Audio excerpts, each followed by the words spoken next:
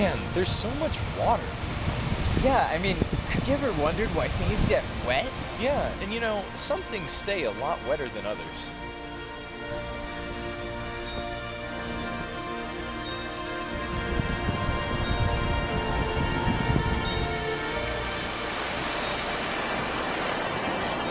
Yeah, see, the water drips right off.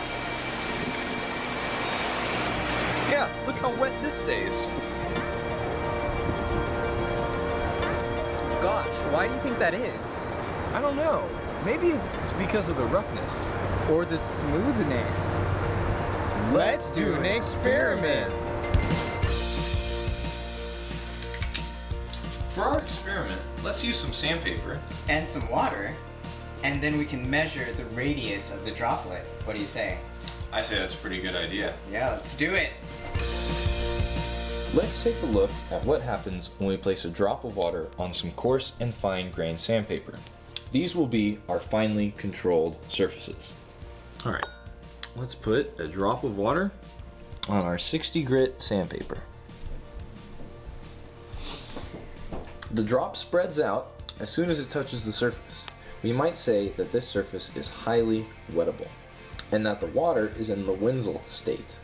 This is where the water gets into grooves on the surface and glides outwards from the drop. Now, let's put a drop of water on the 400 grit.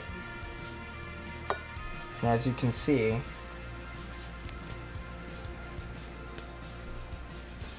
the drop does not spread out as easily, and so we might say that this surface is not easily wettable, and this could be under the influence of the Cassie regime.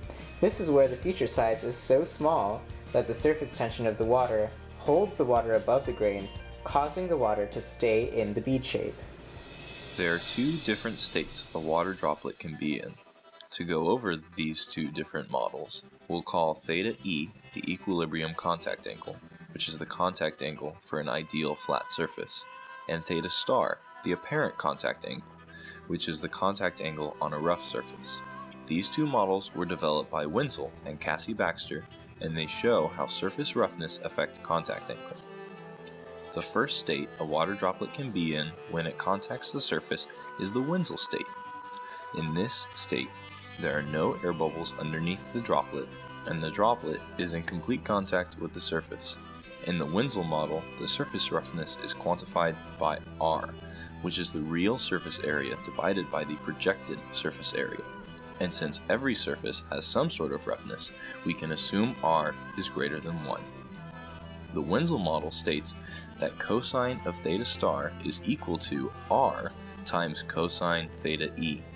And since R is greater than 1, cosine theta star is always greater than cosine theta E.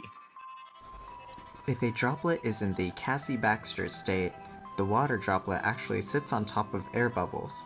A special form of the Cassie-Baxter model shows that theta star is actually dependent on the percent of solid that is in contact with the droplet.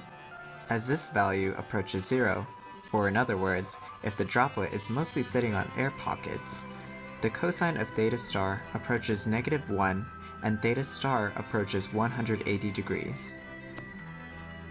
As you can see, our drop method isn't very exact. We could increase the accuracy of our experiment with things like pipettes or other things that dispense precise volumes.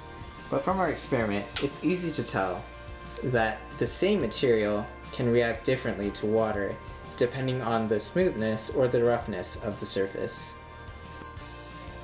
Yeah, that was a really cool experiment. Man, you know, you can sure learn a lot about microfluidic phenomena from just everyday things. Yeah, I mean, I think we should write a report about, someone should write a report about this. Nah.